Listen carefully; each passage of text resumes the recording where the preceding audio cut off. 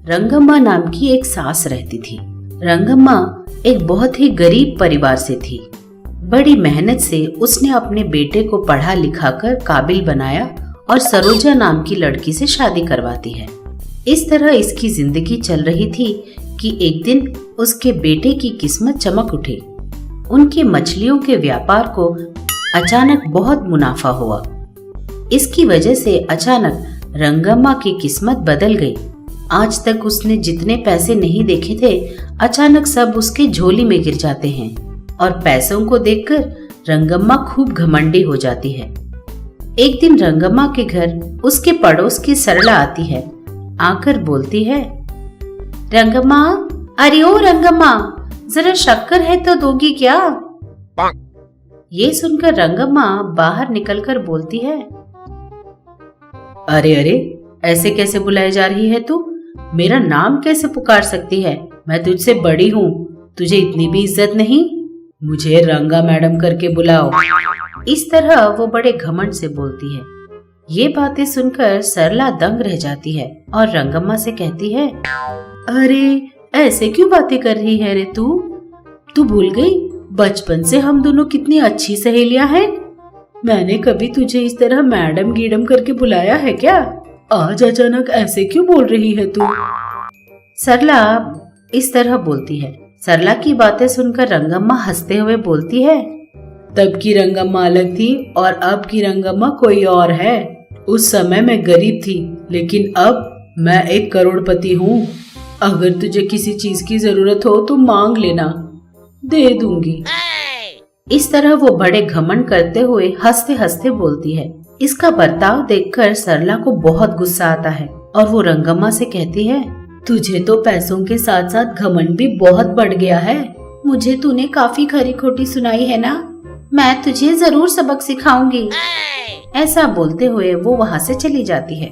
थोड़ी देर बाद मूंगफली बेचते हुए वहाँ एक औरत आती है। आकर वो रंगम्मा को बुलाते हुए कहती है, रंगम्मा जी, अरे ओ रंगम्मा जी, आइए आइए, आपके मनपसंद मूंगफली बेच रही हूँ, जल्दी आकर जरा बोनी कर दीजिए ना। इस तरह वो बुलाती है। तब रंगम्मा बाहर आकर, अरे रे रे रे, ऐसे क्या चिल्लाए जा रही है रंगम्मा रंगम्मा करके? आज से मुझे रंगम्मा नहीं, रंगम्मा जी करके बुलाइए, समझ गई? और वैसे भी तुझे क्या लगता है अब मैं ये बेकार की मूंगफलियां खाती हूँ? मेरा बेटा मेरे लिए पिज़्ज़ा लेने गया है, अब मेरा लेवल बढ़ गया है। आई बात समझ में? इस तरह रंगम्मा कहती है। रंगम्मा की बात सुनकर मूंगफली वाली बोलती है, अरे मैडम, उसे पिज़्ज़ा नहीं पिज़्ज़ा कहते हैं। थोड़े दिन पहले मेरे पोते ने बताया था। वैसे भी जितना भी पैसे कमा लो, खाते खाना ही है, नोट तो नहीं खाते ना। इस तरह बोलते हुए वो भी वहाँ से चली जाती है। इस तरह रंगम्मा अपनी घमंड की वजह से अपने रिश्तेदार, अपने पुराने दोस्तों सभी को बेइज्जत करती रहती है। ये सब देख रही उसकी बहू सरला बहुत दुखी हो जाती है और जाकर अपने पति गिरी से कहती है, अजी सुनते हैं, एक बार मेरी बात तो सुनिए। आप बुरा न माने तो एक बात बोलूं। आज और कल मैंने आपकी माँ को देखा है, उनके बर्ताव में बहुत बदलाव आ गया है।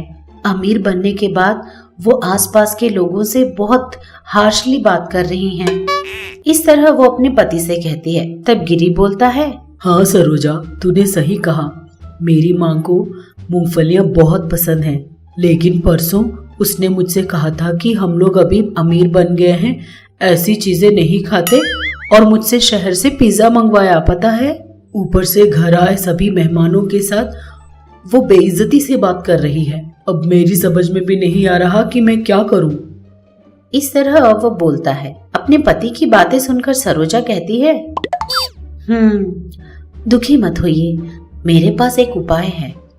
इस तरह कहती है और अपने आइडिया को अपने पति के कान में बताती है। वो उपाय गिरी को भी बहुत अच्छी लगती है। अगले दिन गिरी अपनी माँ के पास जाकर रोने लगता है। ये देखकर रंगम्मा गिरी से कहती है, क्या बात है बेटा, इस तरह क्यों रो रहे हो, क्या हुआ? इस तरह वो पूछता है। तब गिरी रोते रोते कहता है, क्या बताऊं माँ, हमने जो दवाई मछलियों के लिए छिड़की थी ना, उससे वो लोग बड़े नहीं हुए। उस दवाई की वजह से उनका भला नहीं बुरा हो गया। सारी मछलियां मर गई माँ। मैंने बाहर से उधार लेकर वो दवाई खरीद कर छिड़की थी। अब मेरी समझ में नहीं आ रहा कि मैं उधार कैसे चुकाऊं। अब मैं क्या करूं माँ, मेरी कुछ समझ में नहीं आ रहा। इस तरह वो रोते रोते अपनी माँ से सारी बात बताता है। ये बात सुनकर रंगम्मा दंग रह जाती है। तब सरोजा वहाँ पहुंचकर बोलती है, अरे रे, अब दुखी मत होइए, हम दोनों जाकर किसी न किसी के घर में नौकरियां कर लेंगे और आपका उधार चुका देंगे। अगर जरूरत पड़ी तो मैं और सासू माँ आसपास के घरों में साफ सफाई का काम भी करने को तैयार हैं। क्यों मैं ठीक कह रही हूँ ना सासू माँ? इस तरह वो बोलती है। ये बात सुनकर रंगम्मा हक्की बक्की रह जाती है और वो याद करती है कि पैसों के घमंड की वजह से उसने अपने आसपास के लोगों और दोस्तों का किस तरह अपमान किया था। अपना बर्ताव याद करके रंगम्मा रोते रोते अपने बहू बेटी से बोलती है, अरे अरे रे, ये मैंने क्या कर दिया। पैसों के घमंड में मैंने सबसे बड़े अवमानित तरीके से बात किया था। अब मैं उन लोगों से फिर से किस तरह पहले की जैसा बात करूं। अरे रे, मैंने अपनी बचपन की सहेली को भी बहुत अपमानित किया था ना। अब मैं उन लोगों के सामने किस मुंह से जाऊं बेटा।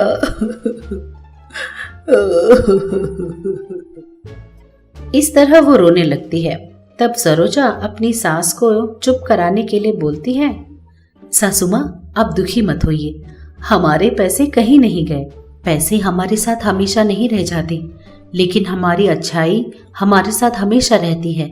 बस आपको यही याद दिलाने के लिए हमें ये नाटक करना पड़ा सासू माँ। सॉरी सासू माँ, बुरा मत मानिए। इस तरह सरोजा बोलती है। सरोजा की बातें सुनकर रंगम्मा को समझ में आता है कि उसने कितनी बड़ी गलती कर दी है। तब वो सरोजा से कहती है, तूने मेरी आंखें खोल दी बेटी, मुझे तेरा शुक्रिया अदा करना चाहिए। मैं आज ही जाकर, आज तक मैंने जितने लोगों को अपमानित किया है उन सब के पास जाकर माफी मांगकर उन सबको अपने घर भोजन के लिए आमंत्रित करूंगी बेटी। रंगम्मा कहती है। रंगम्मा में आए बदलाव को देखकर सब लोग बहुत खुश हो जाते हैं और जैसा रंगम्मा ने कहा था उसी के मुताबिक वो अपने दोस्तों, आसपास के लोगों और उस मूंगफली बेचने वाली लड़की को भी अपने घर खाना खाने पर बुलाती है और इस तरह फिर से सब लोगों के साथ अच्छा बर्ताव करने लगती है। एक गांव में सरिता और सरोजा नाम की दो सास बहू रहते थे। सरिता बहुत शक्की थी, हर छोटी सी छोटी बात पर शक करती रहती थी। एक दिन उसके घर पड़ोस के घर की वाणी गुलाब जामुन बनाकर लाती है। सरिता को देखकर बोलती है, ये लीजिए आंटी, गुलाब जामुन मैंने आपके लिए ही बनाए हैं।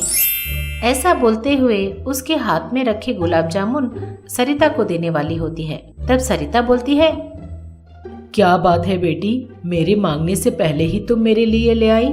तुम्हारे घर में किसी को पसंद नहीं आए हैं क्या? फेंकने के बजाय हमारे घर ले आई हो। उसने कहा। ये बात सुनकर वाणी दंग रह गई और सरिता से बोली, अरे टेस्ट तो बहुत बढ़िया बनी है, मेरे घर में सबको बहुत पसंद आई है, इसीलिए आप लोगों को भी चखाने के लिए लेकर आई थी। उसने कहा। तब सरिता बोलती है, हाँ, अगर टेस्ट अच्छी होती तो तुम्हारे घर के लोग उसे छोड़ देते क्या? हो सकता है ये परसों की बनी है। उसने कहा। ये बात सुनकर वाणी बोलती है, अरे अरे नहीं आंटी, इसे मैंने आज ही बनाया है, ये अभी भी ताजा और टेस्टी है। इस तरह बोलती है। ये सुनकर सरिता का शक और भी बढ़ जाता है और वो वाणी से बोलती है, अच्छा तो तूने इसे आज ही बनाया और टेस्टी भी बनाया है, फिर भी तू हमारे लिए लेकर आई है, इसका मतलब तूने इसमें कुछ न कुछ मिलाया है ना? सच बता, इसमें तूने पक्का नींद की गोलियां मिलाई है ना? मुझे ये सब पता है। तुम जैसे लोग भोला बनने का नाटक करके खाने की चीजों में नींद की गोलियां मिला देते हो और जब हम लोग इन्हें खाकर बेहोश हो जाते हैं, हमारा पूरा घर चोरी कर लेते हो। इस तरह बोलती है। ये बात सुनते ही वानी को बहुत गुस्सा आती है और वानी इस तरह बोलती है, मैंने सोचा था कि पड़ोस के लोग हो और मीठा खिलाऊंगी इसीलिए लेकर आई थी, और तुम मुझ पर इतना शक कर रही हो। वैसे भी आपको इतनी शक करने की क्या जरूरत है? आपसे मुझे तो बात ही नहीं करनी। मुझे तो सरोजा से बोलना होगा कि तुझे ओल्ड एज होम में डाल दे। ये सब सरोजा की ही गलती है। ऐसा बोलते हुए वहाँ से चली जाती है। जब वो घर के लिए जा रही होती है तो उसे रास्ते में सरोजा नजर आती है। वाणी सरोजा को पूरी बात बताती है। सारी बात सुनकर सरोजा वाणी से बोलती है, सॉरी वाणी, दरअसल मेरी सास को थोड़ा शक ज्यादा है। उनकी तरफ से मैं तुझसे माफी मांगती हूँ, माफ कर दे। इस तरह बोलती है। तब वाणी बोलती है, अरे वो थोड़ा शक नहीं है, दरअसल उसे पागलपन कहते हैं, पागलपन। वैसे भी इतना ज्यादा शक कोई करता है भला? इस तरह बोलती है। तब सरोजा हंसते हुए बोलती है, तू तो इतनी सी छोटी सी बात से डर गई। एक बार पता है क्या हुआ? एक बार मेरी सासू माँ अपने ही माँ से लड़ बैठी और उनसे प्रूफ मांगने लगी कि वो उन्हीं की बेटी है, और उसने ये भी पूछ लिया कि गलती से उन्होंने हॉस्पिटल से दूसरी बेटी को तो घर नहीं ले आए। इतनी शकी है मेरी सास। इस तरह बोलते हुए वो हंसने लगी। तब वाणी बोली, चल जो भी है, ये ले गुलाब जामुन। इस तरह गुलाब जामुन उसे देकर चली जाती है। इधर सरिता का शक करने का आदत दिन ब दिन बढ़ते ही जा रहा था। घर आए रिश्तेदारों पर भी वो शक करने लगी और उन्हें बेइज्जत करती रहती थी। इसीलिए लोग उनके घर आना भी बंद कर देते हैं। इस तरह कुछ दिन बीत जाते हैं। एक दिन सरिता टीवी देख रही थी। तभी एक डिलीवरी बॉय सरिता के घर आता है। सरिता को बुलाकर बोलता है, मैडम, आप सरिता ही हो ना मैडम? इस तरह पूछता है। तब सरिता बोलती है, हाँ। एक बात बता, तुझे मेरा नाम कैसे पता? कहीं तो मुझे फॉलो तो नहीं कर रहा? इस तरह सरिता पूछती है। तब डिलीवरी बॉय बोलता है, नहीं नहीं मैडम, आपका घर के एड्रेस में लिखा हुआ था। आपके लिए एक पार्सल आया है, उसी पार्सल को डिलीवरी करने के लिए यहाँ आया हूँ। ऐसा बोलकर वो पार्सल उसको दे देता है। सरिता उस पार्सल को लेकर टेबल पर रखकर उसे शक की निगाहों से देखती ही रहती है और मन में सोचती है, ये क्या हो सकता है? वो कौन आदमी था, बिना पैसे लिए मुझे मुफ्त में पार्सल देकर चला गया? इस तरह वो मन ही मन सोच रही थी। तभी टीवी में एक न्यूज चैनल में कुछ न्यूज आती है। उसमें रिपोर्टर बोलती है, इस देश के नागरिकों, सावधान रहो। हमारे आसपास के लोगों पर इतनी आसानी से विश्वास मत करो। कोई भी किसी भी काम को मुफ्त में नहीं करता, उसमें जरूर कोई ना कोई गड़बड़ होती है। सावधान रहिए। अगर कोई आपको कोई बॉक्स देता है तो उसे मत लीजिए, क्योंकि उसमें एक बॉम्ब भी हो सकता है, वो किसी भी वक्त फट सकता है। ये बात सुनकर सरिता और भी डर जाती है तो उसे ले जाकर एक नदी में फेंक आती है। थोड़ी देर बाद सरोजा घर पहुंचती है। सरोजा घर आते ही अपनी सास सरिता से बोलती है, सासू माँ, मैंने आपके लिए एक पट्टू साड़ी खरीदी थी। आप उसे लेने के लिए मना मत कीजिएगा। कल त्योहार का दिन है ना। वो साड़ी बहुत ही महंगी साड़ी है। अगर वो साड़ी आप पहनेंगी ना तो बहुत खूबसूरत लगेंगी। इस तरह वो बड़ी खुशी खुशी से बोलती है। सारी बात सुनकर सरिता बोलती है, अरे बेटा, मेरे लिए ये सब क्यों? इस तरह बोलती है। तब सरोजा सरिता से बोलती है, सासू माँ, आप मना मत कीजिएगा। अपने लिए ना सही, हमारे लिए तो आपको उसे लेना ही होगा। वो सब तो ठीक है, अभी तक उसका पार्सल तो घर आ जाना चाहिए था। अभी तक आया नहीं क्या सासू माँ? इस तरह पूछती है। ये सुनते ही सरिता को समझ में आ जाता है कि उस डब्बे में बॉम्ब नहीं, पट्टू की साड़ी थी। सारी बात अपनी बहू को बताकर वो दुखी होती है। अरे रे, मैंने अपने शक की वजह से इतनी अच्छी साड़ी को पानी में डाल दिया। ये मैंने क्या कर दिया? इस तरह बोलकर वो दुखी होने लगी। तब सरोजा सरिता से बोलती है, इसीलिए सासू माँ, हर चीज का कोई ना कोई लिमिट होना चाहिए। शक हो या विश्वास हो, अगर दोनों में कोई भी चीज ज्यादा हो गई, हमें ही इस तरह भुगतना पड़ेगा। इस तरह बोलती है। इस तरह सरिता को अपने ज्यादा शक करने की आदत की वजह से आज उसे बहुत अच्छा सबक सीखने को मिला।